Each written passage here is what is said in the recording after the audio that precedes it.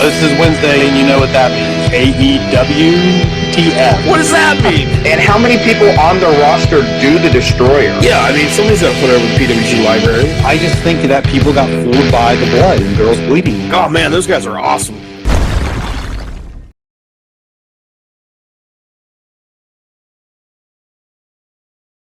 Hello, and welcome to Aewtf. And you know what that means. We're going to be talking about Dynamite from May 28th and also Double or Nothing from like 3 days later. I can't do the math. Like the 31st? Sure, the 31st. The 30th, I think. No, you're wrong. 31st. Because 29th would have been the Saturday. Okay, you're right. Cash is right as always. How dare you? I like that he had to figure it out on his own. The 33rd. Yeah. The rest of the podcast, I'm like 31st, 33rd, 34th. Look, it's the only way he'll learn. It's the 34th, I'm sure, this time. So we're going to go through both of them and try not to waste all your time because half of us have just seen clips in a couple matches from the pay-per-view, and some of us saw the whole thing. So it's kind of bits and pieces. As a team, we have everything. So that's what teammates do, right? So we start out the AEW Dynamite with Darby Allin with his grandpa versus Caesar Bononi. And I finally think Sting looks old. It's taken a long time, but they had some close-ups like the side of his face, and I was like, yeah, like his ears droopy and stuff. But oh my god! I mean, he is old. He's 62, so yeah, he's old. But he finally, like, the paint hides it really well. That's a good thing to have. Like Rey Mysterio, that guy could be 20. I don't know. So anyway, I think it's weird that Caesar Bononi is like a thing, and he has like the jobbers as his group. Like all like. It's just a bunch of dudes got nothing to do. They're like, yeah, let's just be a group. They finally gave that group a name now. Yeah, they have a name. What's their name? I didn't catch that. Draven? The Wingmen. Yeah. Ugh. And they have like I think they have a pretty cool t-shirt too.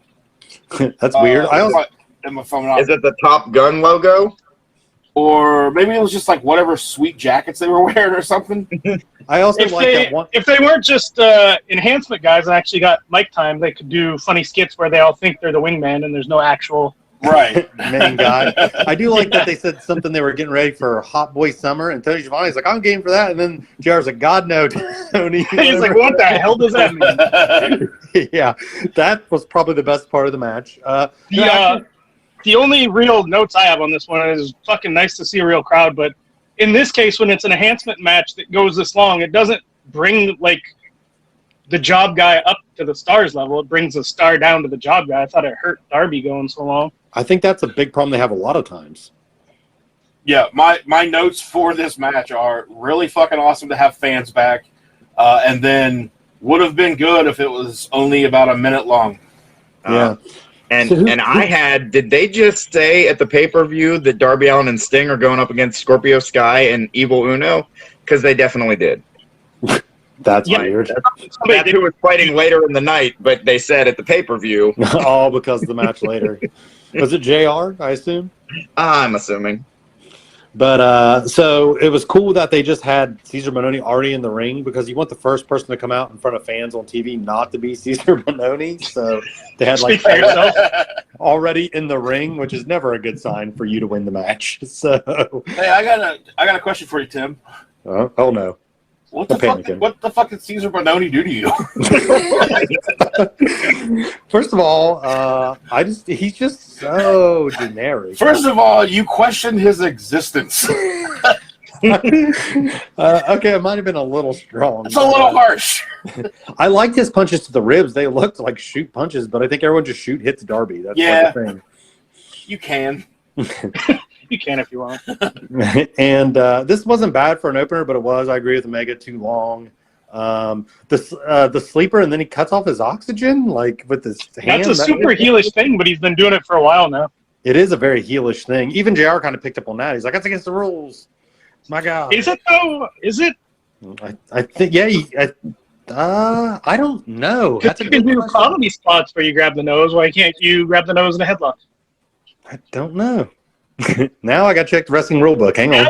Now we need to get a ref on the podcast all the time. Well, can I phone a friend? Is that a thing we do on here? All your friends are on the podcast. Yeah. Jake, When's Clemens go compete? I was just going to say Jake Clemens. Yeah, I was going to ask him. Speaking of all the WWE layoffs, you guys want to mention any of that before we go too far into AEW? I know we covered some of the other stuff. Bullshit that a corporation that profits as much as they do can't just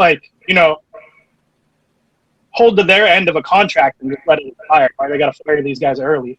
Well, it's always been kind of shitty that their contracts are very one-sided. It's always about the worker towards them, not the performers locked in that contract no matter what. They can't get out of it. But WWE can just fire anybody anytime. That's kind of bullshit.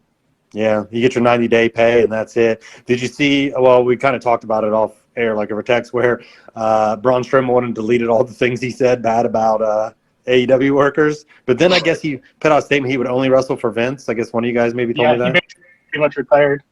MJF immediately started tweeting memes about Braun Strowman trying to delete his anti-AEW stuff. I saw one that was hilarious. It was Braun working a drive-through. It's MJF and Tony Khan going through, and Tony Khan offers him a job at Haley's place working in the cafeteria.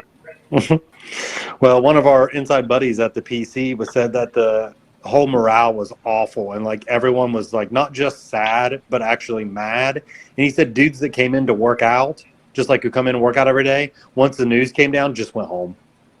So oh wow, some of them are so liked. Ruby Riott is one of the most liked women on the roster. Everybody gets along with her. Everybody was crushed that she got let go. Yeah, Alexa Bliss is so her ex-fiance, and then Braun Strowman's a legit friend of hers, and she put a heartbroken tweet out or whatever. So I thought Buddy Murphy is going to be the fucking man if he goes to New Japan and gets a couple years under his belt there. Yep. Yeah, I really want Buddy Murphy and Ibushi as soon as possible. Buddy Murphy's just a great worker. He's terrible name, but great worker. Yeah. Yeah. I thought it was cool that Aleister Black made a statement where he was don't talk shit about creative they try. That's weird. Because I figure creative does get more shit than they deserve because I feel like Vince kind of fucks up everything. It's probably true too. You could have the goddamn fucking writer of Breaking Bad writing out these 5-star scripts every week, but if Vince is just going to show up an hour before the show and rip it up, what's it matter? Right. Yeah, Aleister Black was a part of the SmackDown main event. Yeah. This week. I sent you guys the picture, but they literally just put on WWE Shop a fucking pre-order for his new T-shirt the day before they announced his release. So they're not talking to each other. There was no real plan. It was let's cut Aleister Black. Yeah. It's just all seat of your pants. Let's not cut him when he is sitting at home for the last 10 months. Let's wait until we've spent a lot of money filming all these new promos and bring him back for a week. Then we'll cut him. But we're gonna cut these guys for budget cuts. Well, I know the rumor is they're looking at selling the company and they're cutting guys that are high dollar. Ron's downside over $1 million. Yeah. Lana's downside's over $1 million. Does that not blow? All these people that got released were people who had their contract come up right when AEW started, and they're offering crazy money just to lock everybody up. Mm. It would be insane to see a WWE product that's not owned and operated by Vince McMahon. Yeah. That'll Triple H. I mean, but if they sell it to a new owner, unless that owner lets Triple H have it. Well, I think what Vince saw that might have sparked this is so UFC sold for $4 billion, and Dana White's still the guy with all the power. That's true. So if they just go with the same type of deal and get $6 or $7 billion, and Stephanie and Triple H stay in charge. I mean, that's kind of what they did with Peacock, right? Isn't that kind of the deal? They just pay him $2 million over 5 years to own the network. I guess they didn't sell the company, so yeah. They sold the rights to the video. Not quite the same, yeah. I do think it's fucked up. All these big money deals that people sign, some of them burned bridges. Gallows and Anderson and AJ were supposed to have a verbal agreement with AEW to go back right at the beginning of fucking Dynamite starting, and they take these big money deals from WWE, and 6 months later they're out on the fucking ass. Yeah. I wish the Good Brothers would be back out on their ass. Same. They suck. They do suck. Speaking of sucking, the next thing on this Dynamite show. The post. Oh, well, we got to do the Jesus post Christ. match. We got a Oh, post yeah, match, yeah. of course. The beatdown. Surprise, surprise. Dark Order got a big pop though. Yeah, they did actually. Yeah. It's weird the Dark Order all fist bump Sting. Like it's like a bunch of fanboys being like, "Sweet, we get to fist bump Sting." No, I mean, what I would get right they're in trying line. to do is they're trying to trick him into being the leader without him knowing.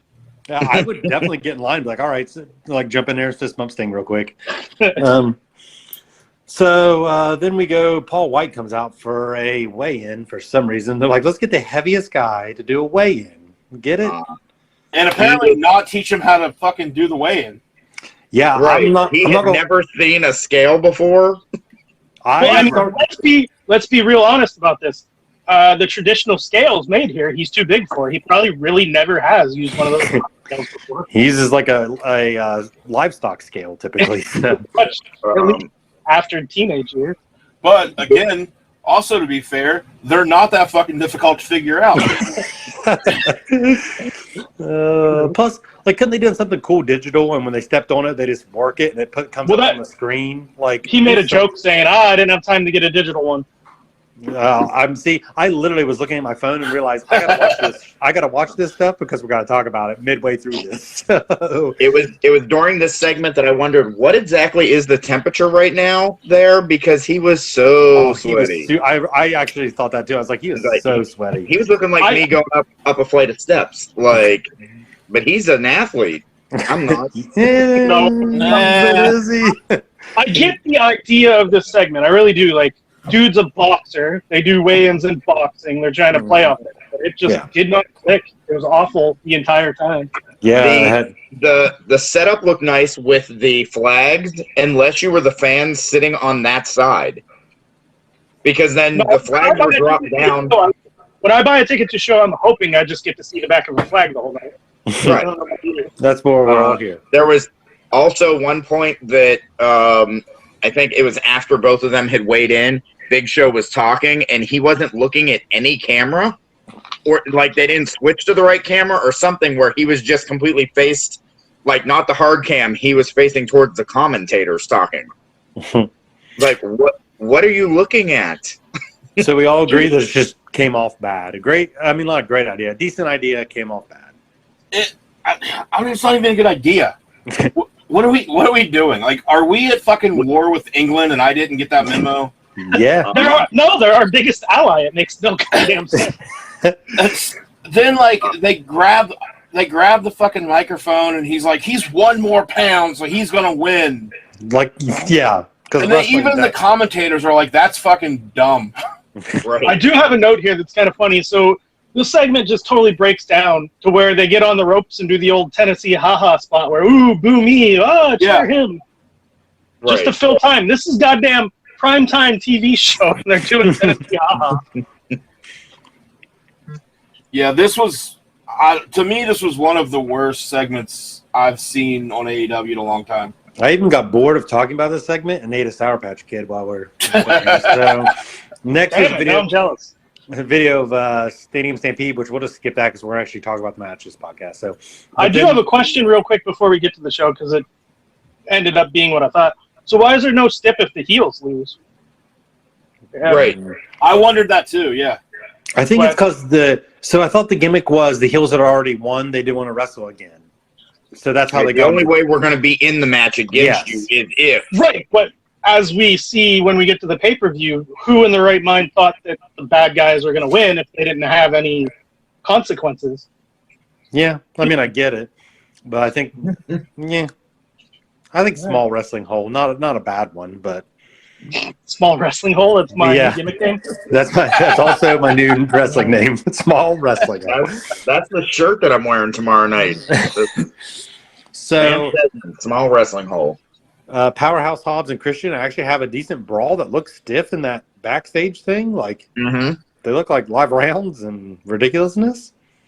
To build up a battle royal, so that's done. But the fight looked okay. But if they were like in a bloody feud, which they kind of are in a feud, but still, like that was weird. And now Let me introduce this match. So, Hangman Page versus the only person worse than Caesar Bononi, Joey Janela. Oh, hard falls. Wow. He doesn't deserve that. He deserves worse. You are correct. What is your heat with Joey Janela? I think he sucks. He sucked then. He sucks now.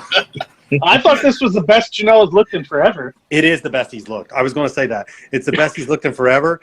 And so as a, we'll call myself a supplementist and a personal trainer, Joey Janela is on the gas, but he's not working out. That's why his shoulders and stuff have rounded off, but he has no muscle cuts. So that's what happens when you do the juice, but you do not work out. Hey, man. Some of us live that lifestyle, all right? So Wish you wouldn't call some of us out. why are you so offended by this? I don't know. I guess I'm just going through some rage. Oh. Oh, this is going off the rails already. It's early this time. To be fair, I barely watched either of these shows, and I've put down a half bottle of Proper 12 in the past 2 hours. I knew I should have drank. So, Proper 12, Lucky. we name dropped you. You're officially a sponsor. We need money. If you So don't pay up, our legal team will be reaching out to Proper 12. So. Yeah. Vance is super Irish, so that should help. Right. Yeah. and I'm pretty Irish. He drinks Proper 12 and eats potatoes. That's it. That's all. I pour Proper 12 on my potatoes. Like All right. cereal. But anyway, best match Joey Janela's had in a while, actually. He fucks up Adam Page and splits him wide open. I don't think he did that to Paige. I think they just bumped heads when Paige was hitting him with a bunch of forearms near the end. I thought it was when he did the spine buster spot. When he came down, I think he headbutted him. Like the off the ropes where he like kind of spine busters you. I think that's what it was, but I'm not 100% sure. But he did start bleeding a lot. Yes, he A did. whole lot. Which made his promo better, but it also sucks that he had to work a pay-per-view match a couple days later when he probably had to get staples, I would assume, to get that shut. So that sucks. 2 days later, going to another match with staples in your head. He had a killer line for Brian Page there about having shrunken balls or whatever he said. Yeah. Speaking of doing juice, but that's the difference between doing juice and working out. Doing juice and not working out. Joey Janela and Brian Cage. Okay, but Brian Cage has a hell of a lot of genetic help. He plus he's a ridiculous freak. He's on Redcon's workout things too. He worked out with It's actually dishonest to be like, yeah, it's just the difference of working out. Yeah, Cage is probably also eating like 50 pounds of raw meat a day. Well, he was also working out with Kai Green, who was like second Mr. Olympia and won the Arnold Classic, like one of the best bodybuilders in the history of bodybuilding. They put out a video of Brian Cage and Kai Green the other day. And Brian Cage actually says in the video, he's like, usually I lead the workout, but this time we have someone way more experienced than me. So they actually had him doing And it was Joey Janela. So yeah, I brought it full circle there. And it was Joey Janela. But this match actually wasn't bad for Joey Janela being in it. And Jesus. Vance Desmond never going to work for GCW. Yeah, I'm sure that's true. Wasn't planning on it. It wasn't because of the Joey Janela stuff. It's because of the talent problem. But then we also have an afterwards thing with this, which has how he was like, yeah, you're just going to distract me so they can come in and beat me up, and they kind of tease that Brian Cage is kind of going to become a babyface here eventually. What's funny about this is I keep track of the post-match attacks, but I don't know how to score this because it was an attempted post-match attack. Is it like half a point, or what are we doing? I think if there's post-match shenanigans or post-match people hitting each other, it should count. It was a post-match conversation. Well, no, because then they actually wasn't there actually a beatdown because Scorpio Sky and them, or no, wait, I'm confused with the first one. Another beatdown. There's so many of them, I don't know. But yeah, so there wasn't actually a beatdown this time. But then we go to 10 seconds of Moxley. And yeah, that was great. What the fuck happened? I think they accidentally went to commercial during the promo, so like, fuck it, when we come back, we'll just start from the beginning. And that was Way awesome. to go. Way to go, AEW production. Cash, you want to lead with the Eddie and Mox promo? They dropped a Rod and Todd Flanders reference, which I thought was 5 stars. Good job there, guys. But this was not a good Mox and Kingston promo. Not their best. I think Mox was just trying to get his anger with Vince McMahon out because he said the word belt 17 times in this promo, which is a banned word. So I don't know. It seemed like they were. It almost seemed like this was semi-scripted. Not scripted, but like I felt like they were given more of a direction, and it hurt them. I actually didn't like it that much, and I wanted you to leave because I didn't want to say that and fear your wrath. Yeah, if you loved it. So no, I agree with you. My only note, other than of course the fade to commercial and how great production is just that Kingston's wearing a Homicide shirt. That was my only note. Yeah. That's cool. he was in a group with Homicide there in TNA, right? Yeah, you can't get away with doing those kind of things in other companies, rocking someone's shirt that doesn't actually work here. Yeah.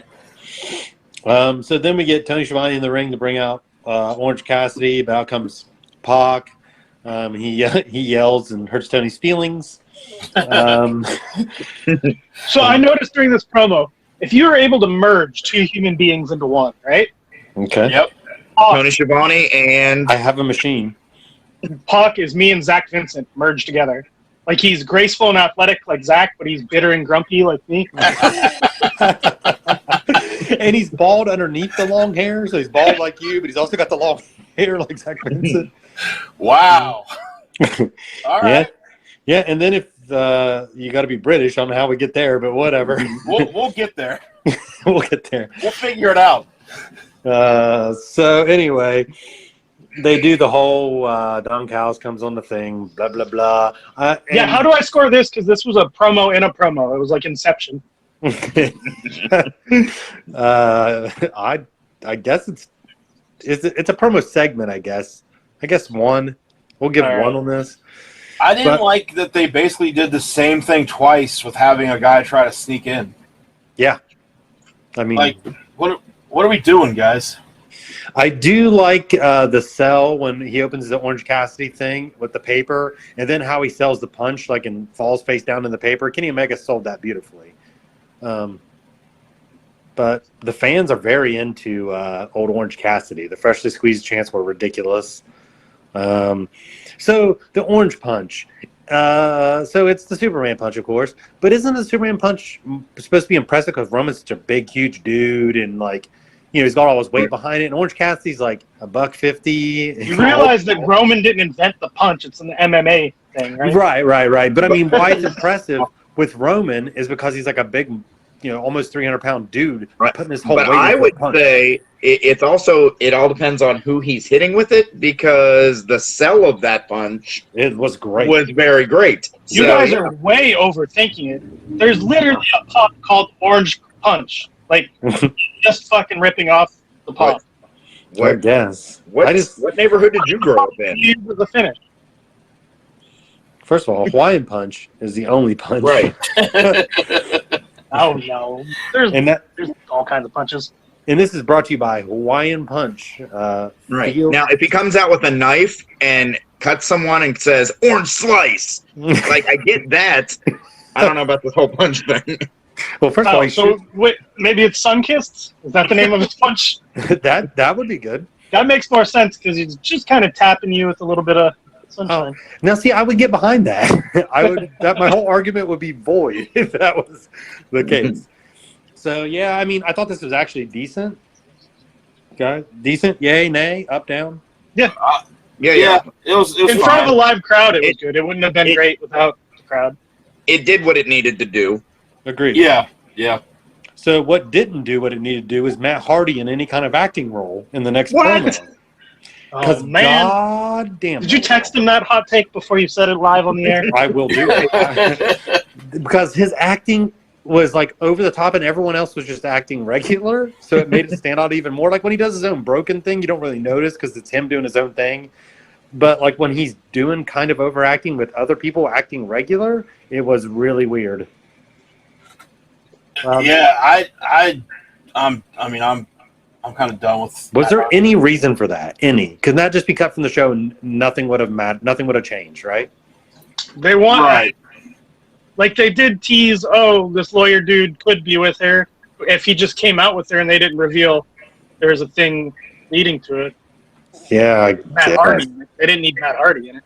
Yeah, I don't know why Matt Hardy was there.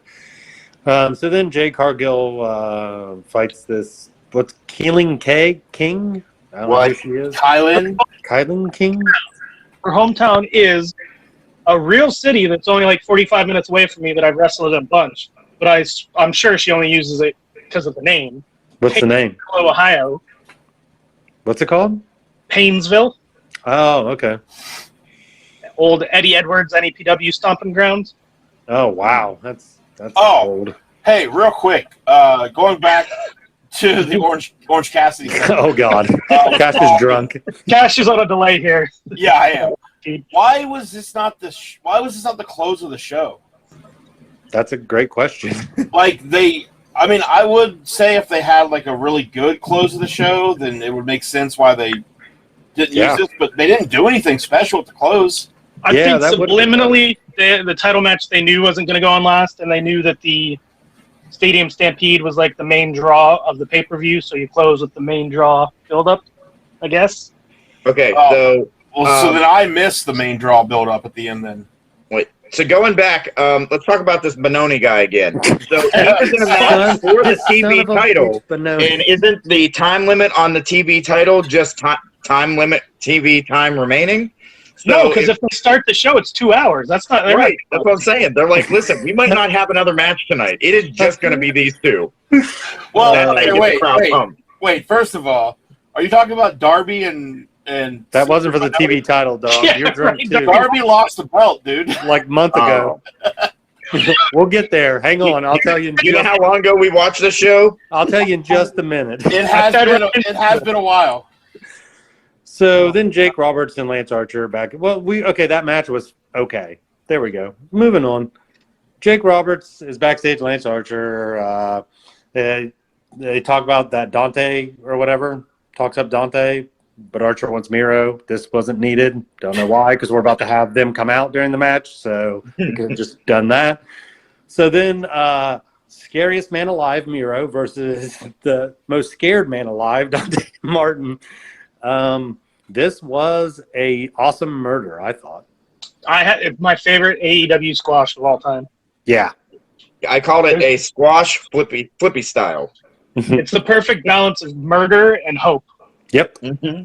I thought it was a really good one. I thought was that Dante kid still looked like he could have a future, so he wasn't like completely killed. But then Miro's just a literal monster. He did a really good job of feeding in a couple hope spots for the kid, but not making himself look bad by taking too much. Yep. Yeah, I was just really glad that they let a actual squash happen. Yeah. And it wasn't. They've been better about it lately. Every once in a while, we've been getting them. Yeah. And with the finish, when he put on the accolade, whatever he's calling it there, he did the whole lean back thing like he did against Darby that we all questioned, well, was that supposed to happen? Aren't his shoulders down? Are they going to make that a thing? At least the guy gave first. Again, Darby didn't give. But he still rolled back on it, so maybe that's just the way he's going to finish it there. You remember details of the TV title change? But then you didn't remember there's a TV title change? Okay, so here's what happened. That's all I had. All right. So, does AEW have any idea what to do with Lance Archer? We'll get to that more in the pay-per-view, but they bring him out here and they have Jake Roberts talk about how they're sick of Miro being a bully. Archer's now he's the new Ryback, he hates bullies. And you forgot that Jake also did a bunch of very stereotypical racist Bulgarian talk in the middle of his promo. Yeah. Lance Archer is AEW's Big Show, but they have the Big Show. So hold on a second. Wait, Bulgaria is a area of land. It's not a race. He's got you there. Check and mate. I mean, yeah, you're not born like a Bulgarian. then in that case, I guess everything he did was fine. Everything Jake Roberts has done his whole life has just been fun. So Great. yeah, it would be more. What's the word for? Also, oh, go ahead. Let's move on. Cultural. Yeah. He's an asshole. He's an asshole.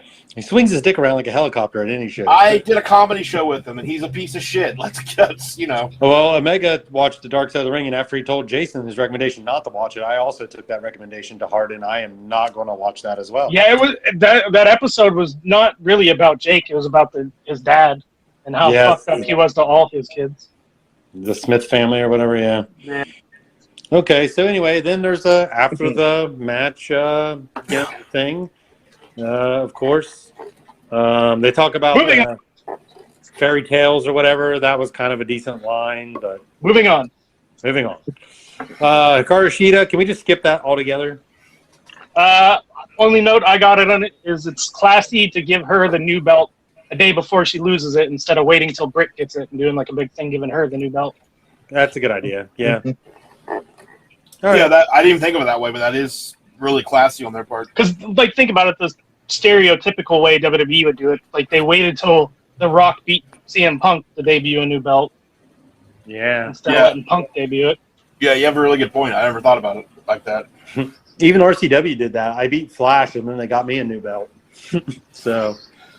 Yeah, it is kind of a big fuck you to the guy that, like, carried the belt for you. She'd had it for over a year, so yeah, if they debut a new belt 2 days later, that would have been pretty shitty. So then next we have Ethan Page, Scorpio Sky versus the Dark Order. And like the original, I forgot the original tag team of the Dark Order is pretty good. Like Stu Grayson and Evil Uno are good. Also, Ethan Page is probably in the best shape I've ever seen him in. Like he actually looked like pretty good shape, which normally he's kind of chubby, but he looked There much was a better. line that JR said in this where he just starts asking Tony Schiavone if he has a cat and likes cats. He what? So I missed that. Scorpio Sky does a thing where he does a boot and then he was like scraping the dirt away into the face kind of taunt. Oh, yeah. And that reminded JR of like a cat burying their shit in litter. God. All right, so I actually thought this match was pretty good. I forgot Dark Order's double team stuff is good. Like all their stuff looked really solid, and Evil Uno's a good worker. Like he did some cool stuff. I mean, yeah, good worker. Yeah, he's really good, but man, he does some shit sometimes that, like, if you remember I think it was the Revolution pay-per-view that where Jungle Boy I think went to Rana him on the apron and he. Oh yeah, Marco stunted the Rana to him into the buckle, yeah, and it was ridiculously terrible. I remember that. He'll do stuff like that sometimes, and I'm just like, God damn it, man. But just I think it's like guys don't get to work enough. Like when's the last time Evil Uno worked a match? Like how often does he work? Like maybe every 6 weeks. Like he did have some. I mean, back in Chikara when it was him and whoever the other guy was, they were Super Smash Brothers. Same guy, right? Stu Grayson. It was Stu Grayson. Okay. Yeah, same guy. Yeah, like that shit was awesome. Where they paused them and. He used to go by Player Dose, and they really did like a Nintendo gimmick. Okay. Yeah, I like him though. He just does shit that pisses me off sometimes. Both those dudes are obviously taking it serious because, like, Stu Grayson looked in the best shape he's ever been. Evil Uno's obviously dropped some weight and had like a new mask and stuff. So hopefully those dudes get more tag team stuff because they could be a good spot in the tag division if they actually got to work some tag matches. So yeah, but of course Ethan Page, Scorpio Sky get the win because we're pushing them towards the pay-per-view. And then I got 2 notes about this post match that I think are kind of funny. So everybody's seen the TNA meme where Sting's wearing a Sting mask and takes off the mask and it's really Sting. Yeah, I thought it was funny that they ripped that off here. That's clearly the only reason they did that spot. Yeah. But something I caught that I don't know if anybody else caught. So there were 2 Stings left on the ramp. Yeah. Oh. If you paid attention to their appearance, they look exactly like the Young Bucks. And the reason I bring this up is because I have a feeling the next tag feud is going to be the Young Bucks versus Darby and Sting. That's going to start because the Young Bucks are under the mask like that. And this was them planting the seed for that. Oh, what? I did have a note about why there were still 2 left, and that clearly the one that looked like he had the thinning blondish hair that was badly dyed, it was Sting. Like, even when 20 of them were standing on the apron, I was like, oh, that's Sting back there. Wait, Nick Jackson.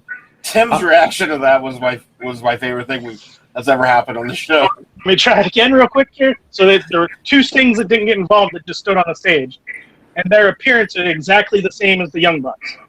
So I'm saying in a future segment that same thing's going to happen, and those last two dudes are going to be the Young Bucks. It appears people aren't like, oh my god, that's the Young Bucks right away. no, I think it's a bad idea if that's the idea, but okay. Hey man, I could be wrong. I'm just saying that's what I saw. Yeah. Just Well, calls it you I know, think I'm on the right. I think I'm on the right track because Jason said the balding one, and that's clearly Nick Jackson. So he saw it too. Damn it! your idea was bad, and you should feel bad. Oh, Catch, what were you saying? The best response ever? I don't know what I just said, though. You just like Draven goes through his whole explanation, and then you just go, "What?" I'm just confused on why that would be a thing, but I guess it could be. But if they do that all in one segment, and there's just two dudes standing off to the side, they end up being the Young Bucks. That's a little weird, right? yeah. But they did it this time, and those two dudes didn't end up being anybody. But wouldn't Sting have known who he's going to have come out with him in masks? No, you think Sting books the fucking extras for the Sting thing? But I think you at least see them, He's a right? superstar, baby. He don't do that. He had a mask on. His vision was impaired. You know. And sure, yeah, he knows who they were originally, but then the Young Bucks attacked those two guys in the back. Well, first of all, assumes that these are Darby's skater buddies. All I'm going to say is I'll try and find a picture and bring it up and send it to you, and you'll see what I mean. all right. First of all, the easy way to find which Sting is which is ask him who has the AARP card, and when Sting raises his hand, you know which one's the real Sting. So, You know, anyway, that's a cheap shot. I mean, he's old. He literally gets a discount at a buffet for senior citizens. Like, You think Sting's going to many buffets to eat? I don't know. He obviously still needs money, or he wouldn't be wrestling 62. But so I actually said this next thing with Eric Bischoff. Or we're there, right? Yes, we are. Yeah. I thought Eric Bischoff really did a good job, but he way oversold the Inner Circle as better than the NWO, or close to as better than NWO, which is crazy.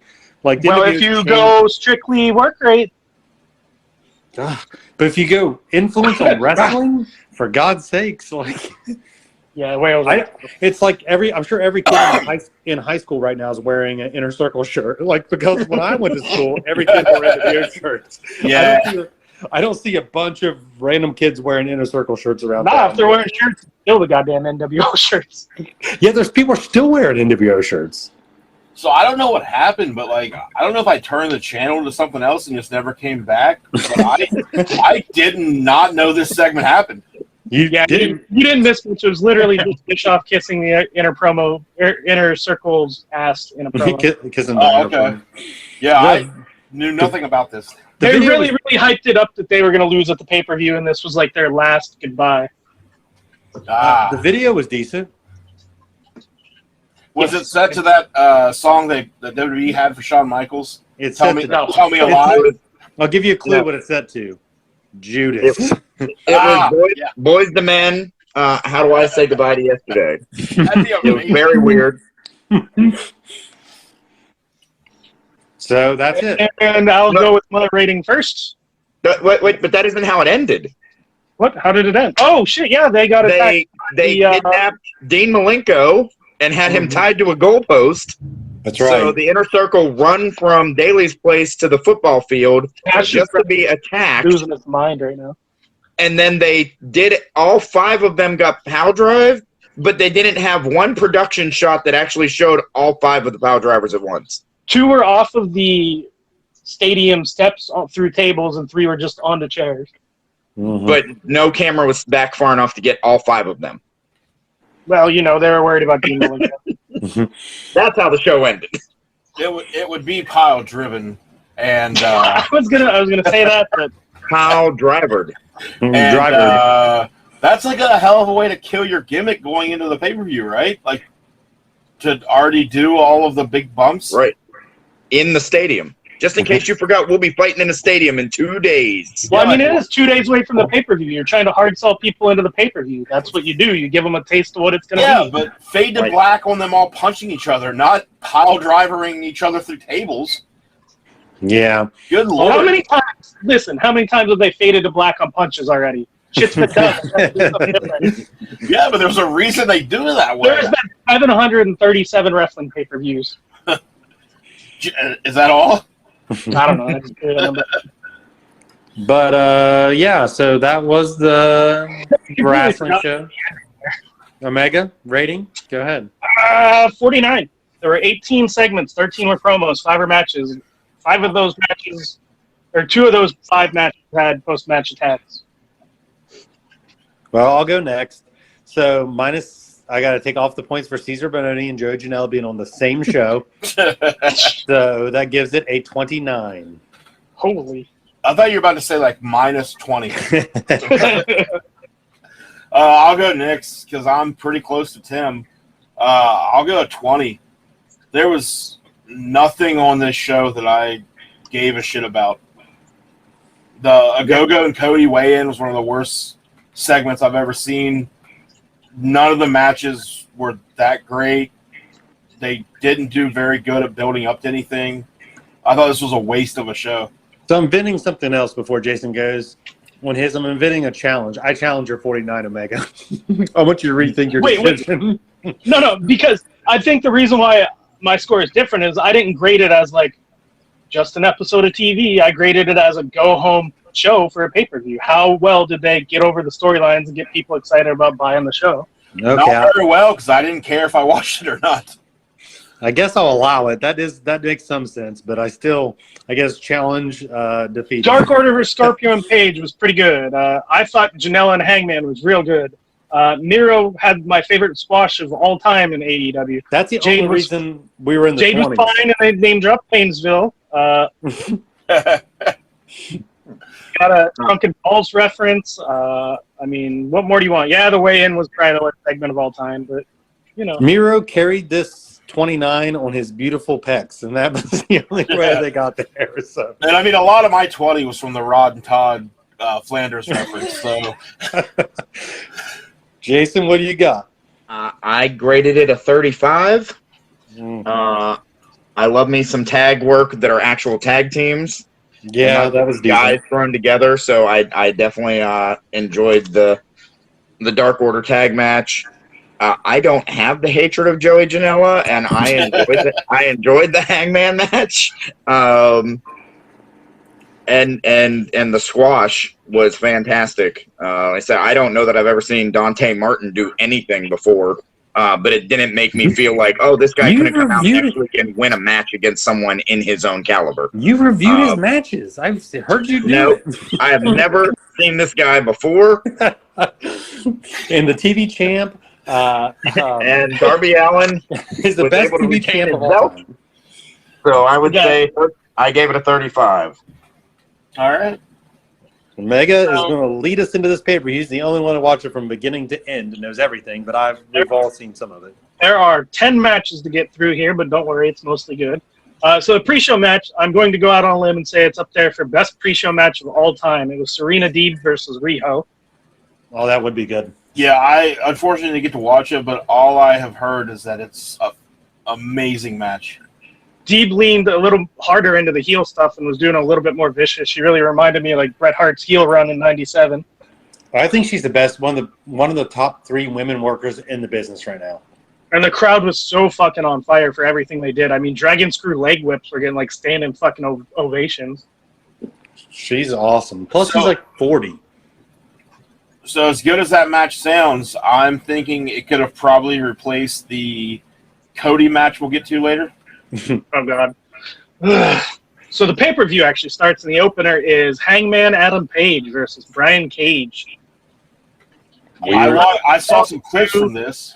I'm telling you, this was probably my favorite opener of a pay-per-view in a long time. I saw clips of it, yeah. Hangman takes a fucking superplex to the stage, followed immediately by a top rope F5 and kicks out.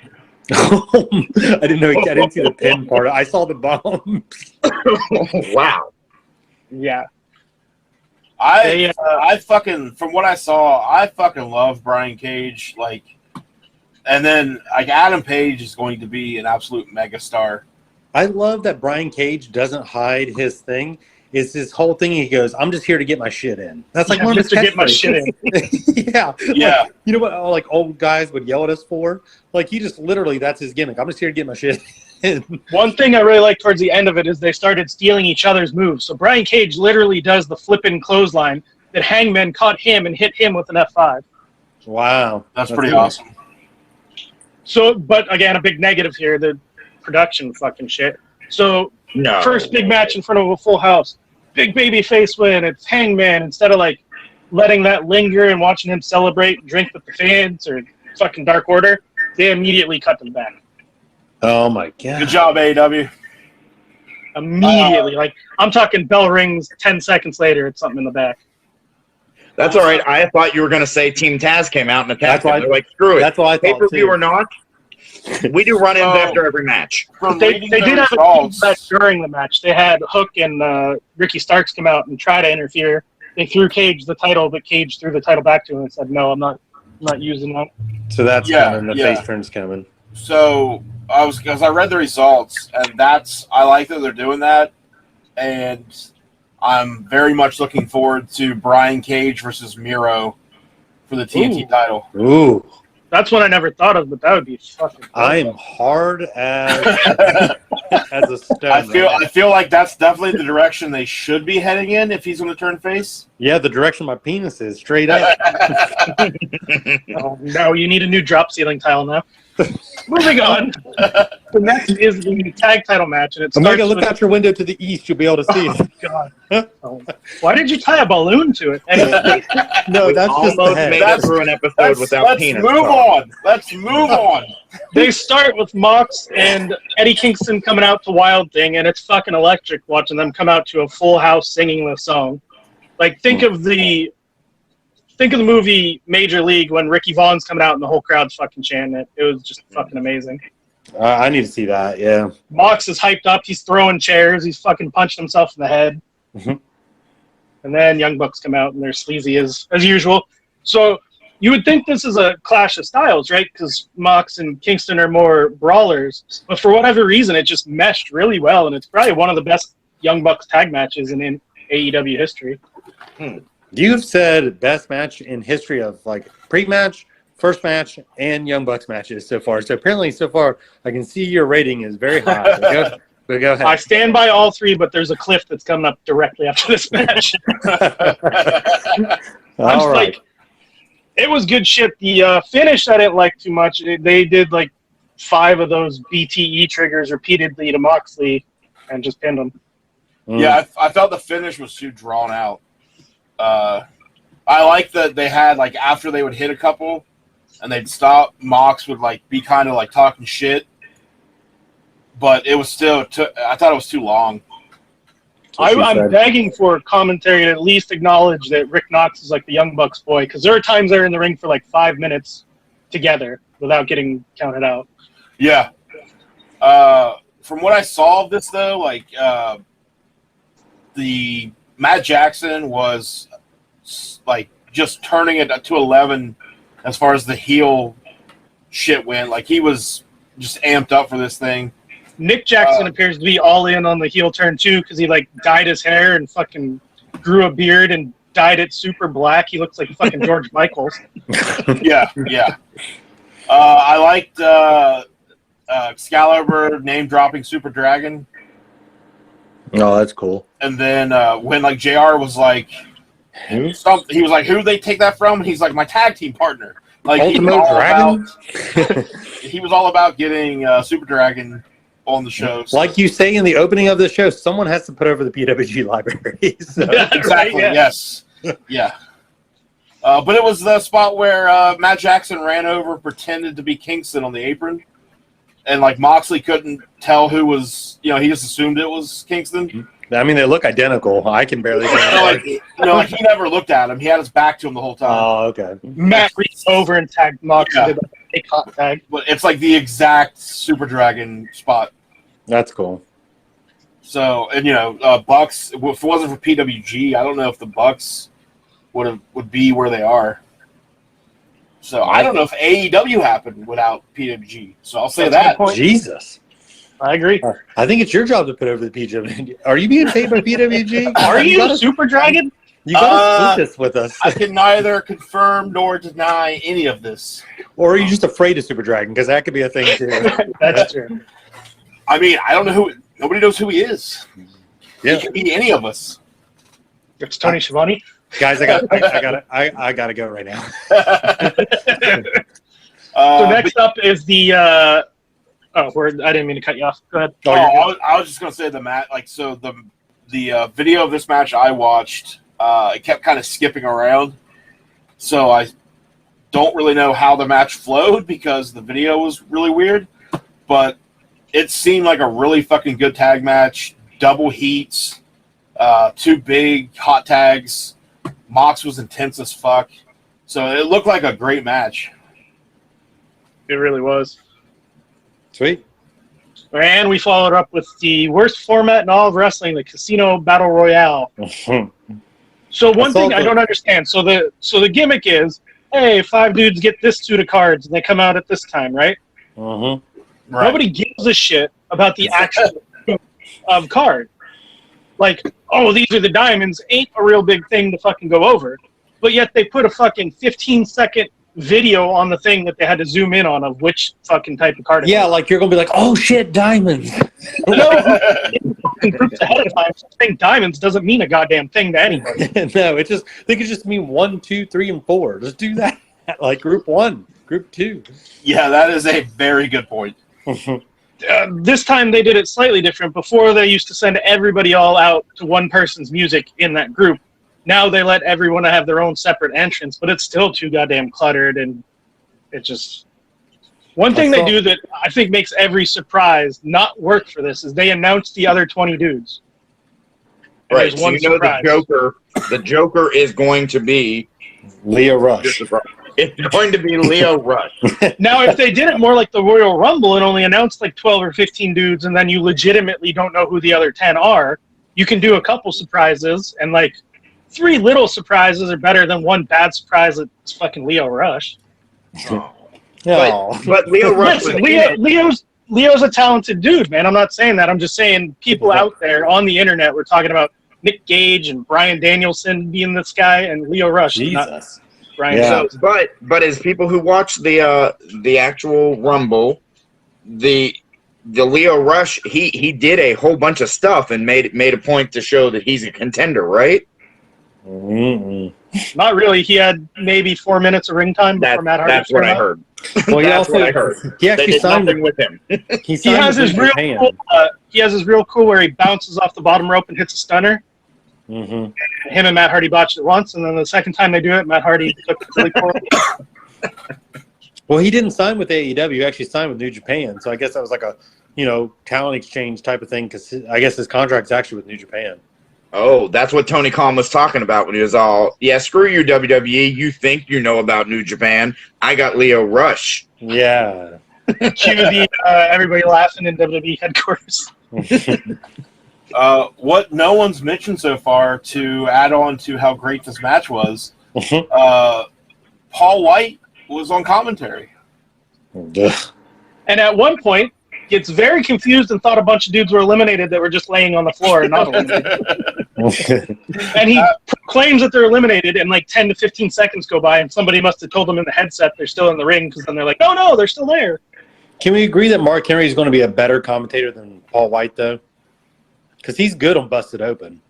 I mean, Mark Henry, by default, Mark Henry doesn't have marbles in his mouth at all times. Yeah. Yeah, I mean, Well, also Mark Henry, like if you listen to him on Busted Open, he's always like super positive. Like he's like, he puts people over constantly. So that's what a commentator should do. So even on Busted Open, where it's not his job to put people over, he really puts everybody over. So I think that'll be probably pretty good. In the end, the final 2 here came down to Jungle Boy and Christian, and the crowd was fucking molten hot for it. Besides Cash. They didn't go too long. They did a couple tease spots. Jungle Boy did like a 619 around the post to stay in, and he ended up eliminating Christian to like the biggest pop of the night. Wow. Yeah, I was very, very happy that Jungle Boy won this. And not like just I wouldn't have wanted somebody that was Fucking ugly. well like, he's just been around long enough. Like I'm done with him in the main events. And you talk about me and Caesar Bononi. Like I you know, he was only a main event in TNA because of fucking course he was. I worked there, so False. He was the main event in TNA because he was really fucking over at the time, and WWE wouldn't push him. yeah. Yeah, I mean, whatever you want to lie and say is the truth. It's fine with me. But I was just very glad to see Jungle Boy win this match. Yeah, I'm very happy to see, too, especially when it came down to those two, and I was kind of thinking Christian were going to win. I thought back the last time they did this Rumble gimmick, it came down to Jungle Boy and Rey Fenix, and Rey Fenix won. If Jungle Boy just came in second again, it's kind of going to hurt his momentum. We need to find guys that Omega just can't stand for no reason, and Jason, and then put them in kind of stable like Christian, Caesar Bononi, Joe Janela. Yeah. Well, you don't get two. We all get one. So you got to pick between those two. Joey Janela. Okay. Wow. So Christian, Joey Janela. We'll keep working on this stable. Yeah. That's my homework. I'll make sure I have one for the next Yeah, I will think about that in depth for next time. All right. Big babyface celebration here. The other Jungle Express guys come out, put him on his shoulders. Christian sneaks up behind him like he's going to attack him, but then he hugs him to another big pop. That's cool. And now they get everyone's attention to the serviceman on the stage and his veteran's assistant dog or whatever is going on. So you know the garbage Cody match is coming up next. If they're putting the armed forces over. And garbage it was. Did America win the big war? Did we win the big one? Yeah, Go-Go we're still comes out number first. one. The Go-Go's out first. Cody's out second to a remix of his theme music that has like all kinds of patriotic horns in it. Oh God! Was he wearing black with yellow polka dots for the one night only? No, worse, wearing a what looked to be a Revolutionary War soldier's outfit. Because that's the last time we were at war with England. Let it go, Cody. We won. Of all matches for him to say, I'm going to be the American Dream for this match, he really fucking wasted it. We kind of all called that though. This was the most rushed shit I have ever. This entire storyline. Like, they know that they don't have to have this in by a certain time. Like, there's not a due date. They can stretch shit out and tell a story. Well, the important thing is though, Cody did the right thing and made a new star by laying down, right? Nope. I don't think you guys can grasp the gravity of how bad the storytelling was in this match without actually watching it. Because, so a Go-Go's blind in one eye. They're like 8% blind in one eye. Right. There's a spot where a Go-Go gets busted open. It's supposed to be bleeding into his good eye to impair his vision in the only eye he has. Except he got less fucking blood than me, like, flossing my teeth. So there's no blood going into his eye at all. First of all, get your gums checked. Secondly, go on. I'm waiting for a dentist to win a world I title. said, first of all, get your gums checked. And then secondly, okay. So the commentary is really hyping up, oh, God, that blood's in his eye. He can't see. And there's literally, like, a teeny tiny trickle that doesn't even make it to his eye. Horrible visuals. Well, I know how I have to wrestle you next time, Omega, is go after above your good eye and then you bleed, and then I'll be invincible. So that's probably true. Yeah, probably like, yeah. I probably can't wrestle anymore now. Wait, I forgot. Hello, Governor. All right, Oh, God. Oh, God. Leaving the recording. I'm leaving. we can keep going. So, and we've been talking about, what's going to happen when somebody finally no-sells his, like, body shot punches, right? Mm-hmm. Cody takes 3. Doesn't really do much. You mean he cough up blood? The ref didn't just step in for no reason and just call it after the first one? Nope. The commentary did put over about how a Go-Go has bad shoulders, so that's probably why it didn't hurt. Wow. Where was his bad shoulders before?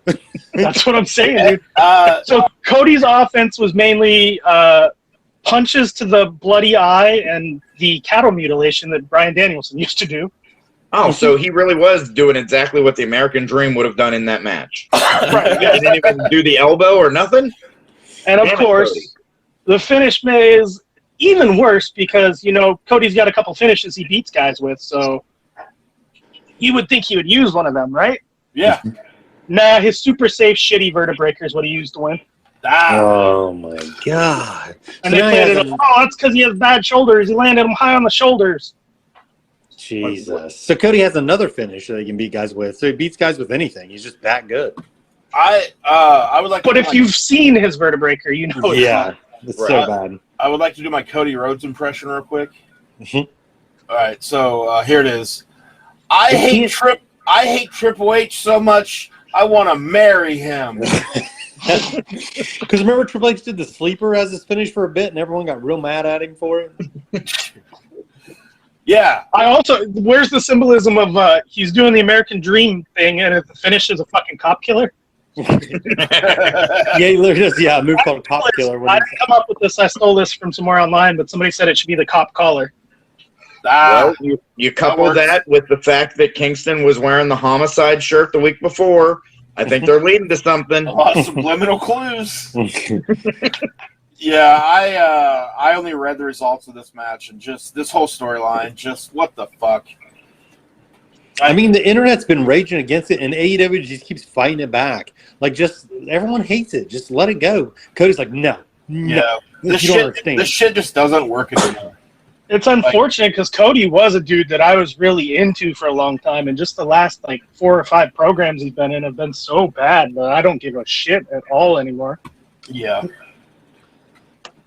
I mean, I am glad that he's at least sticking to. They're sticking to that storyline of where he's never going to get a world title shot, and that he's not forcing himself into the main event picture. So at least that's good. But he forced himself in. He takes something that should be like an opening match and kind of makes a bunch of pop and circumstance like it's a main event. Like, this was not anything. It's a dude who's not beat anybody, and they bring out all these big promos and gets tons of TV time and tons of build up for nothing. So he might as well be in the main event, so at least they could do all this shit and there'd be a reason to have it all. This isn't a perfect analogy, but a go-go I kind of see as a Kurt Angle prospect, right? He's got this legit Olympic shit, whatever. He may be real good in the future. What if WWE just brought Angle out in his first fucking feud and just crushed him? Yeah. Right. Instead of building him up for months. Yeah, I mean, as much as Cody bitches and whines about WWE booking, he fucking loves it. He just does the same shit. He brings the sports entertainment storylines that no one gives a shit about. Oh, this is a random WWE news insert. See Brock Lesnar's back on the WWE's website? Yeah. That's why they had to cut everybody. Yeah, that's what someone else made that joke. They had to pay Lesnar. Well, going from Lesnar to Miro versus Archer now. Yeah, Makes sense. I like to see that three-way. That's what she said. Sure. An all-painter three-way? An all-painter. So they did a really weird angle on not even the pre-show. They were doing something for the live audience before they even started taping. But somehow Miro headbutted Jake the Snake in the dick during this segment as a reason for Jake to not be out there with Archer. Weird. So real quick, I didn't. So my note for this match. This is one of the matches I found a video for online. But my first note for this was this had to have happened after Cody and a Go-Go because this crowd is fucking dead. And it turns out I was right. For as much as I was saying about those first 3 matches in a row being best ever or whatever, blah, blah, blah, the back-to-back onslaught of a Go-Go and the fucking Battle Royal, and the crowd is just gone at this point. They're not giving anyone anything. So Miro versus Archer was kind of a disappointment for me because the crowd really never fully got behind it. I'm also certain that Jake Roberts has paid prostitutes to headbutt him in the penis before, so I don't think that's a thing that would hurt him, but go ahead. Well, you never know.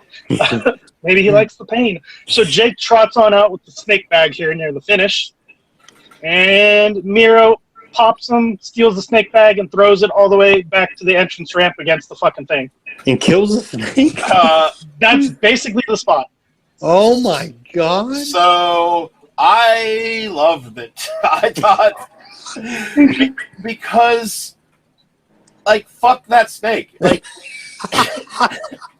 I am not sure I agree with you here.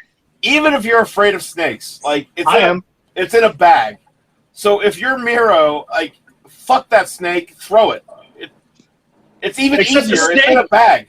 Jake's been a wrestling character for like 80 years now, and the snake's never once come out of the bag without him opening the bag. So, like, if you don't open the bag, you're fine.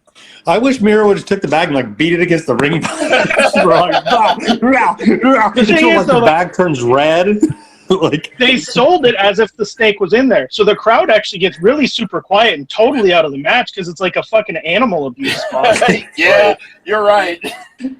And then Miro was also trying to be like the default face and get the crowd really behind him and shit, and especially when he did that, they gave him nothing.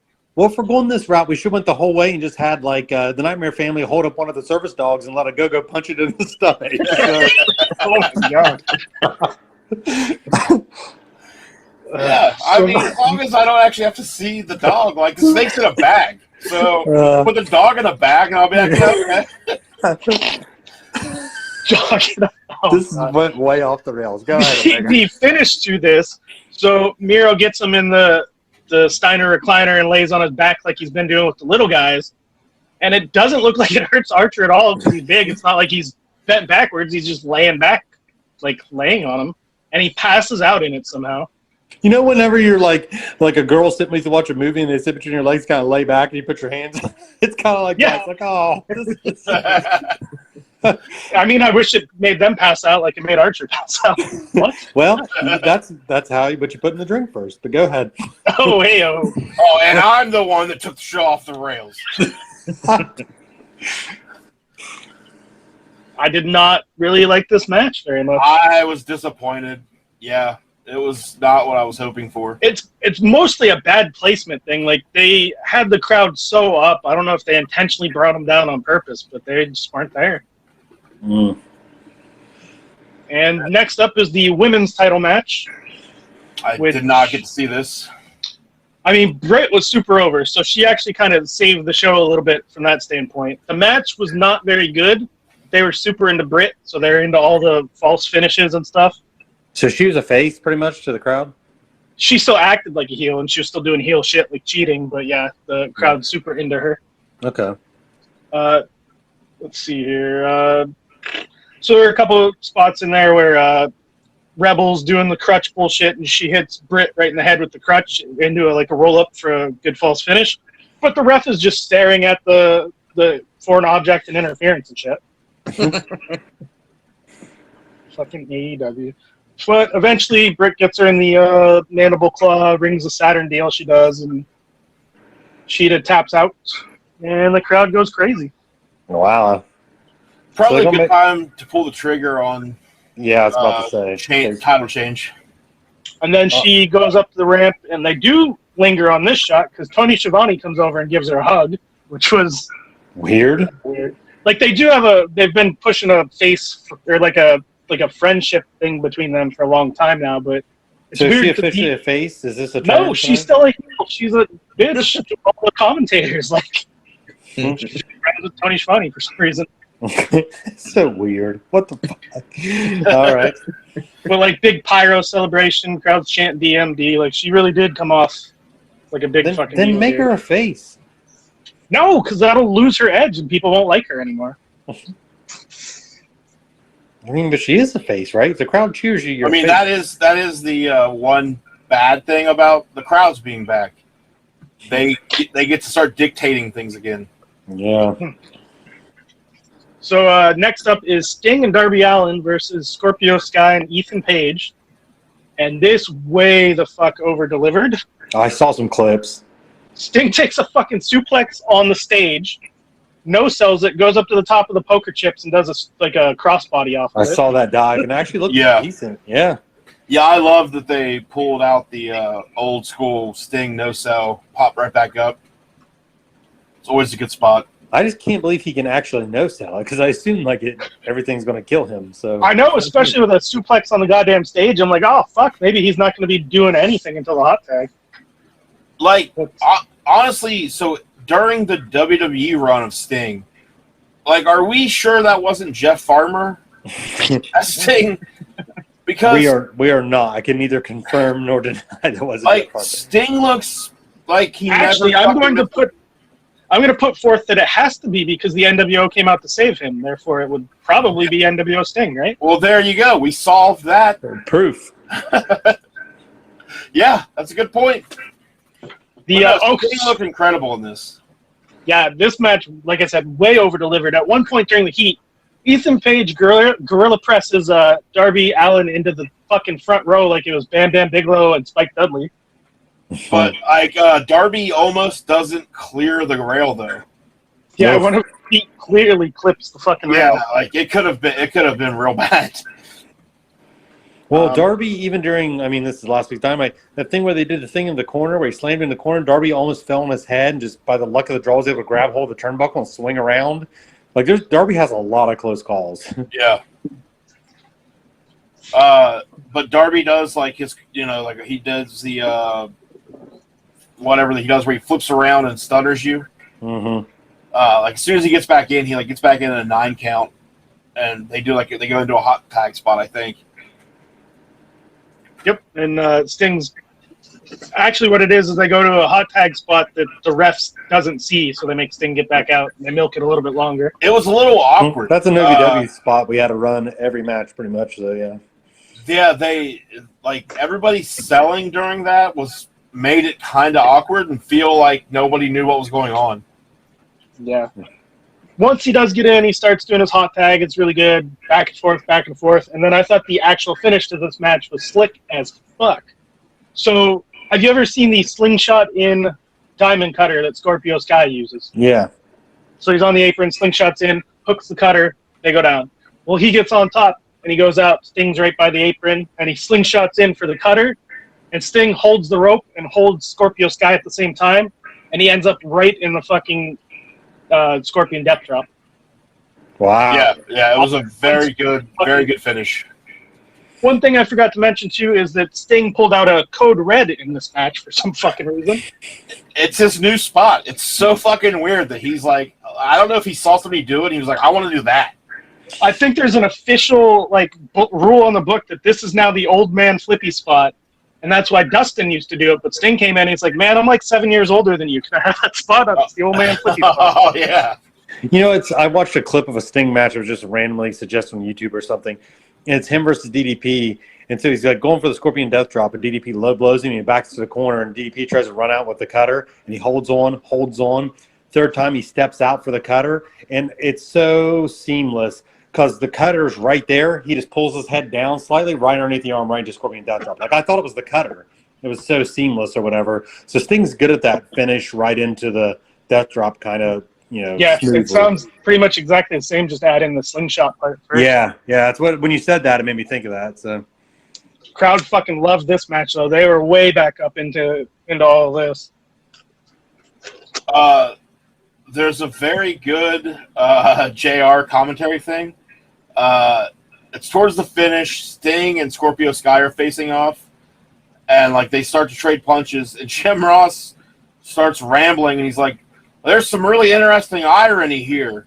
Scorpio and scorpions. Oh, God. And then there's like a pause and everything, and then Tony Schiavone just goes, yeah.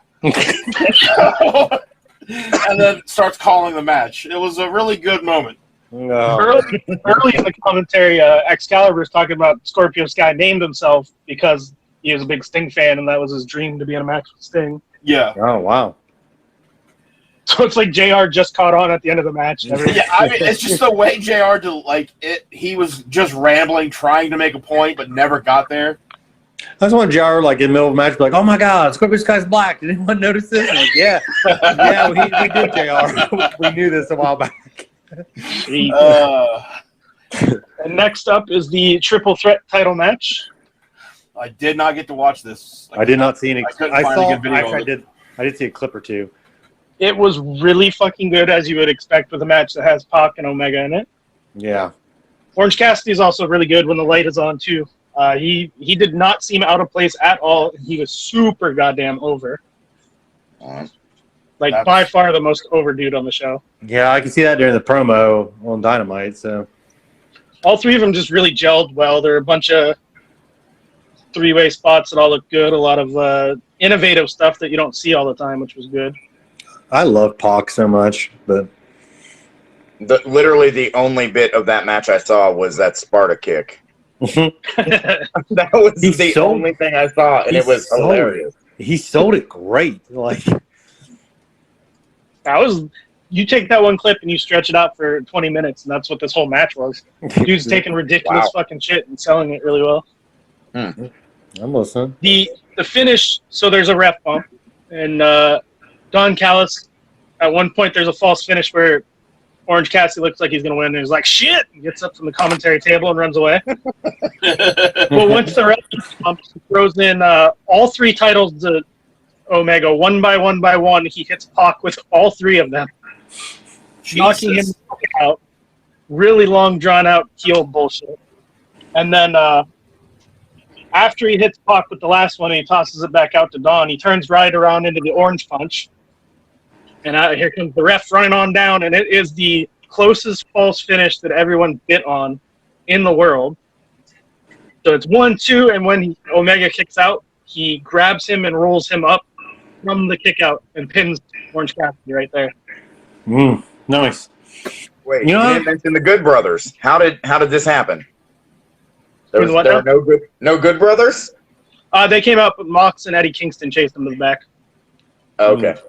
So I don't think I'm gonna watch wrestling and we'll just have Omega do this over the phone with me every week. Faster.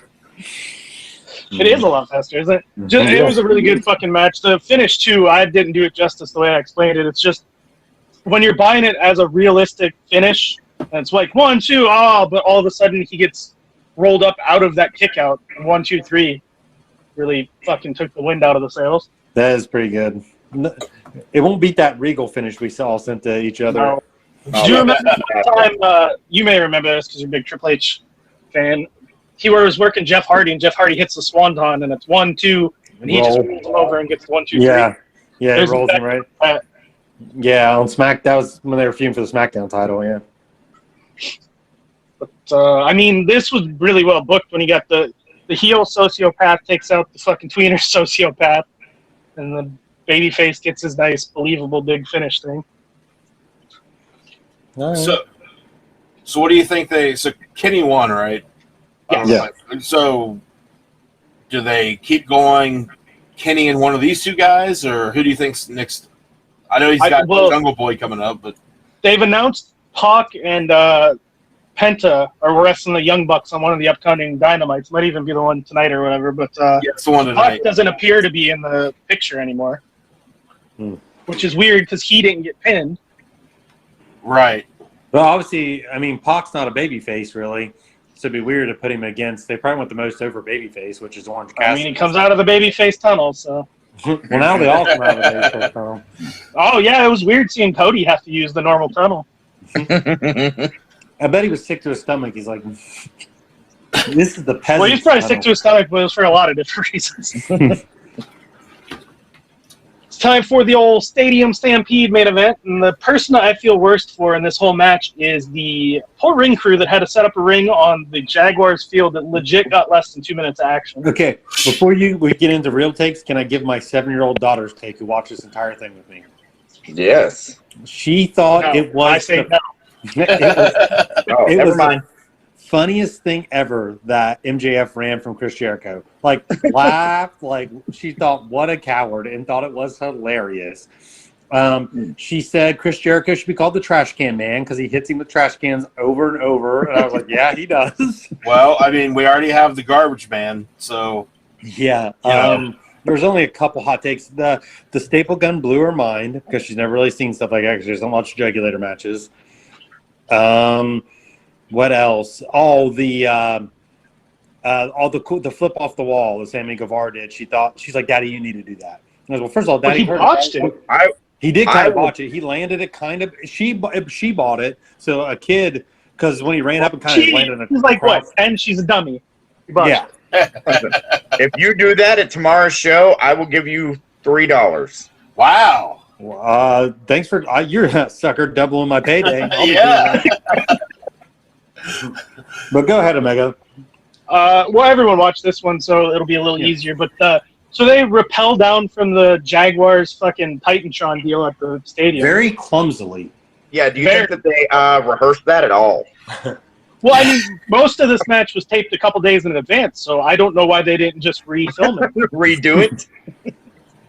Yeah, the only thing good about that, them doing that, was MJF, the look on MJF's face. Like he sells it really well. Like he has a really good like, are you fucking kidding me right now? For 10 straight minutes staring at them zip Yeah, lining. I mean, yeah, it was just too long. Yeah. So I did have to apologize to my daughter like 5 times because they were saying, "Son of a bitch, you asshole," and I was like, "Yeah, there's bad words in this wrestling." So Yeah. Hey, welcome to real life. yeah. So yeah, they repelled. Like I down. said, there was only like 2 minutes of wrestling in the ring that was on the field. So Yeah, I don't know why they bothered. right. The push through the chair that made him flip over the guardrail and land through the table, that came out pretty good. I mean, how many times they do it, I don't know, but they nailed it the time that I saw it. So. There was a cute little cameo having the Jaguars coach in there. But before they leave the field, though, for some reason, Shivani says, first off, Jericho was able to open the trunk to their limo, to the Pinnacle's limo. I didn't see that. To get the fire extinguisher out of it. Oh, yeah. And Shivani says something about he should put him in the boot. Was there anyone British in this match? Why would he call the trunk of the car the boot? Random. I don't remember hearing that. I don't know. My daughter I do remember. I remember it. Yeah, my daughter made a call that I thought she was going to be right, and I was like, even she predicted this. She's like, they're probably going to destroy that limo, and I was like, yeah, they probably will. And then it never happened. So that worked both of us. So so the clumsy rappelling down was clumsy, but it was still whatever. It was a cool visual for a second. But the truck ambush was just dumb. Like in the motorcycle gang in the hallway was dumb. Well, yeah, but so this is the beginning of the match, though. They're setting the stage, and they have the Inner Circle fucking rappel down, and then for the rest of the Pinnacle, they just have them drive 50 yards. So it's not an ambush. Like the Inner Circle stand and watch them coming from 50 yards away. But so the way it was shot and the way you're supposed to take it is they think the Inner Circle's in the limo. They're pounding on the limo. They're not paying attention to what's driving up behind them. How could you not? It's a silent stadium. Because you're yelling. Have you ever yelled? Megan, I don't know how much they're paying you right now, but Right. No, I've never yelled either. So Well, Now, right. Sometimes. as we go through this, so my big note about the whole thing was I thought maybe this was another Mortal Kombat tie-in because each of them broke off into their own mini fight scenes in specific places. But compared to the push off the cage that was so fake looking, I think each one of their fights had something that was legit, even though there was that whole why would they be in this area? Why was Jericho's bat in a random conference room? Clearly they knew they were going to that room. So as long as you could suspend the disbelief of why they were all over the place, the bumps that they took that were the big bumps in each area, actually, I thought were pretty good for each of them. and they I did. understand that criticism, though, because the match is Stadium Stampede, and they did one last year where they went all around the stadium. Why wouldn't they go all around the stadium this time? Yeah, it's just weird. We weren't doing the podcast last year, so I didn't watch this nonsense. Oh, I gotcha. But now you made me forget my point when he said that. Nonsense. The fight choreography. Yeah, they had a movie fight choreography, and you could tell some of the fights, especially between Wardlow and Jake Hager, they had I guess it was one of the guys who worked on John Wick do some of the fights. Yeah, all the fight scenes came off really well, in my opinion, except for I don't know why they didn't refilm Sammy doing the backflip off the wall and actually sticking it. Yeah. Yeah, but that was when he first walks into that room, that first couple seconds, it's really fucking good. Yeah. What was everyone's opinion of the Sean Spears sitting in the chair room with the fucking light. I honestly thought it was about to become a musical number. I I was like, what the hell is he going to sing? Because there's a spotlight on him and he is sitting in a chair like he's about to do a dance number. It was Yeah, really I weird. could see that. I kind of liked it just because of the like once the fight scene happened, it just reminded me of like a cheesy action movie where you have a ridiculous villain. Yeah, it's like the fucking first boss you play in a video game. It has this really big build-up, and then Yeah. from fucking Well, I like how Punch-Out. Wardlow tried to murder a man with an icicle, which is the perfect crime.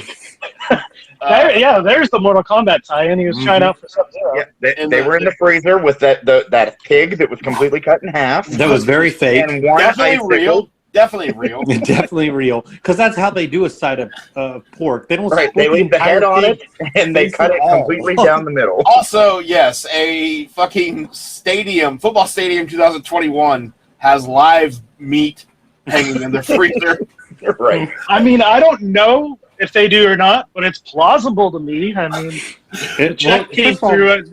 They do not. You do not chainsaw a pig down the middle and just hang both halves. Butchers do, like legit butchers do.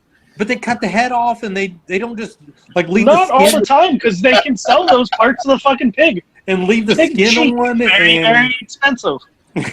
How how much did they pay you? Tell me, Omega. I gotta know. Right. With the Wardlow Hager, I was impressed when they were up on the little golf cart Yeah. and they were on the roof of it. I was like, this thing is just going to fall through. Yeah. They had to be reinforced. I'm betting that was probably reinforced. The choke slam that went off of that though looked really good. The wooden racking that he went through looked exactly like the racks that had stuff all over it behind them. So it wasn't just like, hey, there's just literally a very Gimmick clear rack. setup gimmick thing. So yeah, I think that was part of the whole. Well, hey, we can make people go through stuff and it hurt or look like it's killing them, and that it actually makes sense. You know, One my dog. criticism that stood out to me was so you got Sean Spears threw away the bolt cutters in one location, and they ended up in a completely different location for Sammy Guevara to use. Also, my daughter had a good call when they were up on top of the golf cart for that choke slam. She was like, he should choke slam him over the fence, which was just been into the concrete floor like 20 feet down. She goes, and then he'd be trapped in there. He'd be trapped in there. He wouldn't be able to get out to help him. I was like, I mean, that's a good point. He'd be dead. So You might want to get your daughter some therapy. yeah, like murder this man. Well, all I know is before he got handcuffed, that Sammy Guevara, he is a top rack kind of guy. He likes to go to the top rack. That was a very weird comment. I don't think I caught that one. I think it was Tony. And then he was like, yeah, like he likes to go off the top rope. Like, if you got to explain the joke. Like top shelf, like that's where the expensive. Yeah. But it didn't really work. He could have just said top shelf, and then we would have all been okay. The nightclub was hard to watch because the lighting was so bad. I mean, maybe because Conan was involved. Yeah, Well, I like that Conan was involved. That was cool. He's a DJ now. Yeah. Who I looked do For the Jaguars bar. I think it was fucking hilarious that FTR and Tully Blanchard were dressed like they were going to a gay cowboy bar and end up in First of all the gay cowboy boys, you have to. Never mind. That was a throwback Midnight Express look there with the sleeveless shirts and the I bandana. stand by what I said. He even said that too. Yeah, like someone's commentary is like, he looks like he's ready for War Games '87 or whatever it was. They were like, you know what? Screw this whole match. We're just gonna go drink. It was very weird to see Conan looking exactly like JR. If you go Talking back, about the hottest of all hot takes. dude, go back and watch it. He looks, he has Jim Ross's face now. Milo Ross. I don't know. Happen, I'm but not a Conan expert, but I believe the man was on dialysis and had to have a kidney replaced and a hip replaced and all kinds of shit. Yeah, he was super sick. well, he looks like Jim Ross. That's all I'm saying. I don't know. He's like, you're not changing my opinion on this. So during the bar scene, one of new LAX, we'll call them, or old LAX again. If Conan's with them, I guess they're back to that. However it goes, had a piece of one of the chairs and said, "I'm going to treat you like your boy," and then stabbed one of FTR like Tully stabbed Magnum with the chair But it was leg. wasn't it Magnum that stabbed Tully? Huh? Yeah. Yeah. No, Yeah. let's ask Sorry. JD Santos. He watched a lot of wrestling before 1997. Mm. So yeah, they go from that to I think Guevara and Sean Spears, or no, Jericho and MJF were the first ones to Yeah, to get to the arena. yeah. Which that power bomb Jericho gave him looked good through the table there. Right, and it made sense why that table was there. Yes. It had the light on it, and it looked legit again. I legit thought MJF was gonna accidentally let go of Jericho Oh, for a shit. second. Like it looked like Jericho started to shift, and I was like, "Oh no!" Yeah. My daughter was like, he's going to land on those people. And then we get Sean Spears, who has been running away from the motorcycle, which I did not know Inner Circle had a motorcycle game. Me Do you either. remember that time that they had the security and they had the motorcycle guys? For the parlay. Yeah, There's like That's- very little, like people that are mentioned once that none of us ever realized. It's Yeah. like, yeah, long-term storytelling, but I got to really tell me the story. You gotta We pay attention. I can't. I even do a podcast about this, and I don't remember that stuff.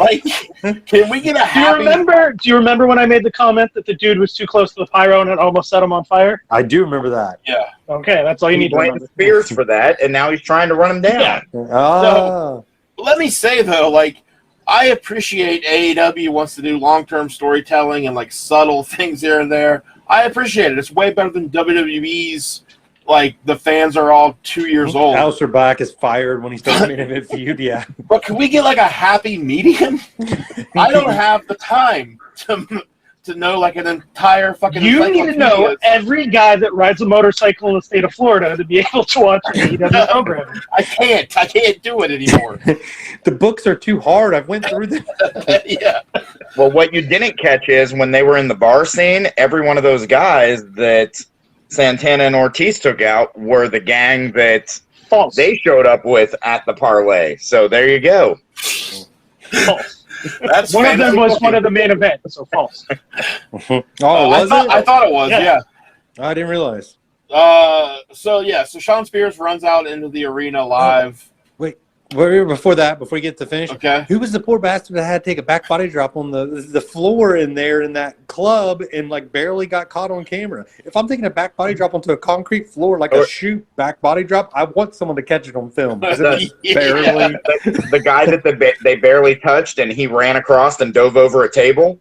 Yeah, like some dudes took some big bumps in that and barely got, because I'm like, the light's too dark. It looks like a man was murdered. I don't know who the man is. There's no Well, credit. it's so dark that apparently Cash thought Conan was JR. Look, go back and watch the footage. That's all I'm saying. That's all I'm saying. Viva la my God. The truth is in the video. So, you know, But anyway, they finally make it out there. Sean Spears and Sammy. Sammy's going to make so much money in professional wrestling. He's so fucking good. This finish, as weird as it all was, like, is kind of just out of nowhere and like, okay, this is it. Like, it was really good because Sammy is fucking great. My daughter's reaction to the finish was, that was a double flip. Yeah, it was a lot of flips. Well, I mean, she got that part right. Yeah. So what you're saying is if you can't be on the show ever, she can definitely get your part of this in. Oh yeah. Yeah. She I actually, mean, some of her takes were actually a little bit better than most years. yeah, fair. Mm. Sammy hits a ridiculous six. I don't know what it wasn't even 6:30. 6:30. Yeah, it was 6:30. Yeah, Was it 6:30? Okay. Gets the pin. I'm glad they let Sammy get the pin. Right. Crowd was really into him getting the win. I just thought it was weird that like everyone disappeared for a while Sammy and Sean Spears had the finish. Omega, can you do the 6:30? Not now, but at one point I think I could. I just never tried. The only time I've ever been able to do it is when we went to the gymnastics training place and we were off a deck, which was about as high as the rope, and I could do it, but I don't have the balls to even think about it. I've done it on a trampoline or whatever, but not ever tried. Yeah, I could do it on a trampoline. I could do it off that deck, which isn't like a trampoline. You can't bounce as much. I could do it, but there's no way because there's a high chance that I land right on top of my head. So All right, so next weekend, come to my house. You can try it off my deck into the pool. Oh, I'll Jason, film it. I'm breaking out, since you're going to be at the show, I'm breaking out something you haven't seen me do in probably a decade, and it could kill me. I have seen you whip your penis out in less than Oh, not been a never decade. mind. Never Wait, mind. Jake Roberts showed me at the spot. But Wait, are you going to put somebody over? No, God, no. God, no. Oh, First of all, I He's haven't gonna- won a match I yet. know, yeah. That was like, you have actually done nothing but put people over for like 5 minutes. It makes Mathis mad. He goes, it's not really getting guys over once you've already lost for like 3 years straight. Expected to lose. You're like, yeah, well, shut up. He's So how got about to that? win some of them so that people. It's like, yeah. So what are your guys' overall thoughts on the Stadium Stampede? I had one more thing on here. I don't know if anyone else caught it, but so they're doing the big celebration at the end of this, right? Did anyone else get the Evolution vibes when they put Sammy on dude's shoulders? Like, I thought they were going to fucking turn on him. Oh, I didn't even think about that. I didn't get that vibe, but that would have been a real bummer to the end of the show. I really would have been glad they didn't go that way. Yeah, no, I didn't think that. I thought it was more of like, hey, Samuel Guevara is the next fucking star. I do like Sammy. I don't know. There's something about him. I don't think he's quite there yet, but I do like him. Like he's good in the ring, but when he was like running around in the hallway looking for Spears, like his facial expressions, he always kind of looked like he was going to break character. I think he just needs more reps. A lot of these guys need more reps. I think, too, Sammy's going to have a hard time trying to be a big-time babyface because he has such a punchable face. He does. I want to punch it. Yeah. And a stupid-ass haircut. Like, who the fuck? Come on now. But maybe that's because we're old, too. Like, young guys, like 20-year-olds or whatever might think that's good. I don't know. Yeah, I think he's sexy. We're grandpas. We're all grandpas. They're probably, like, they probably say, man, look at the guys with the long hair, like Shawn Michaels and Triple H. That looks so stupid. You know what I mean? Like, so who knows? No, because neither one of them have hair. What are you talking about? I mean, in the day, Okay, so overall, so the match was good. It was entertaining. Yeah. But it was just, the entire thing felt off. Like, it was just very disjointed. I don't know how the first Stadium Stampede match was. I only saw clips. But, like, I didn't completely hate how they just kind of cut it up into, here's your guys' few minutes, and now this. But it just felt like a lot of different things happening at once. No connection. That's exactly what happened in the last one. They split up into groups and did different things. Here's a good... Swagger with a horse, and then they ended up at a bar. And they were doing shots, and somebody got milk and bourbon, and they still drank it. So even Fee felt that because whenever they were in the ring for the finish, she goes, "What are the other guys doing?" I said, "I don't know, baby." They were in the elevator. Yeah, because she asked that. She said they got in the elevator, and we don't know where they went. I said, "Yeah, we don't." That's one mistake. They should have had some kind of payoff to that, even if it was just like elevator shows up and dude's beat up and dude goes out to the crowd now or something. Yeah. My 7-year-old was waiting for the payoff for that and didn't even, So yeah, they should have. I also think they dropped the ball by not having, like, when the elevator doors opened, not having either Sean Spears or Wardlow or whoever, like, standing there and, like, joins the fight. Like, it was just a very, like, disconnected match. Or even if they would have went the other way, you just had Conan randomly show up as the DJ. Like, it could have just been a random other worker. It could have been Dean Malenko because he was just kidnapped. He could have, like, neutralized Tully. If it would have opened up to Dean Malenko, and he would have... Physically, he's not capable of that anymore, though. Oh, he can't even punch Tully? No, he's got hardcore Parkinson's. He can't do anything but, like, shake all the time. Yeah, but so I was going to get to this. I do have a way they could have done this. I thought they could have done a better job with something in this match involving Dean Malenko.